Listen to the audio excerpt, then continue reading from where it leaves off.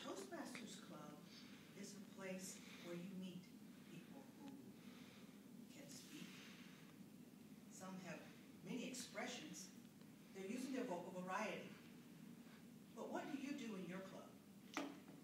It's important to understand that the Toastmasters Club is a development, self-development and personal development. You go at your own pace. You accomplish your goals using workbooks and using your mentors and by visiting other clubs to learn a lot more than you could learn in your own, because you get used to the types and styles of speakers in your club. You may pick up a few tips from them, but you also have a few of your own that you can share. Recently, I visited Toastmasters Club. Let me tell you some of the things that changed me in that club, so that you get a sense of some of the things that are available to you across the board in Toastmasters. When I visited the club, I noticed when I first walked in that the room was in a U shape. In my own club, there are times when we do have a U shape, times when we have squares, times when we have chairs. But the U shape seemed to be more advantageous to me as a speaker and also as a listener, because I was able to see and to hear everything going on in the room.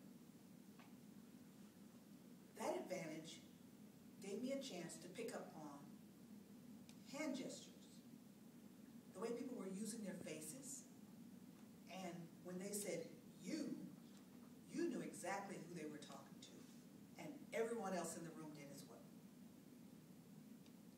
Another item that I noticed in the club, they had cups that passed around when it was time for the voting.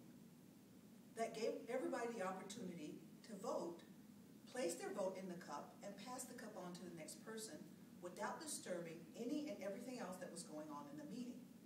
I felt that was very helpful and plan to take that back to my own club as a suggestion to keep our meetings going a little more fluidly during the time of voting. One other item that I noticed was a joke master. That was a person that they picked at random, which was, I thought, the first joke, to tell a joke. When the person was selected, they said, I don't know if I can tell a joke, at least not a clean joke. So everybody voted to keep it clean. So it gave him a little time to think about what his joke would be. He had at least 10 minutes, at which time he did come up with a very funny joke. I can't repeat it now because I don't know how to tell jokes very well. Plus that, I don't laugh at jokes very well most of the time. So I won't attempt that here. But we will move on. There was one other thing that really amazed me in the meeting. At the very end of the meeting, when it was time for comments, they opened it up for guests, like we do here in our own meeting. But they also asked everyone to go around and give one word about what they thought they learned in the meeting, or someone in the meeting that they were able to impress, or someone that impressed them, or something that they want to take away and use the next time they do their next speech. In order to do that, you really have to be paying attention, and you really have to understand the speaker, what their message was, and where you fit into their speech.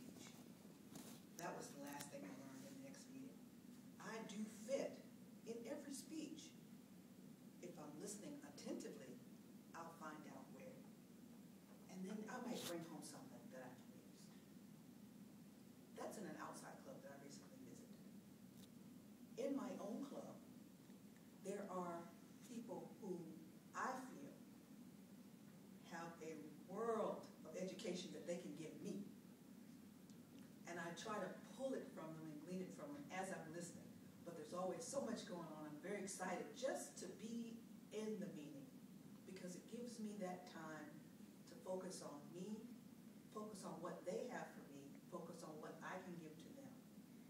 A Toastmasters meeting, in and out, is a tool that you can use for self-development, for camaraderie, and also so that you can say,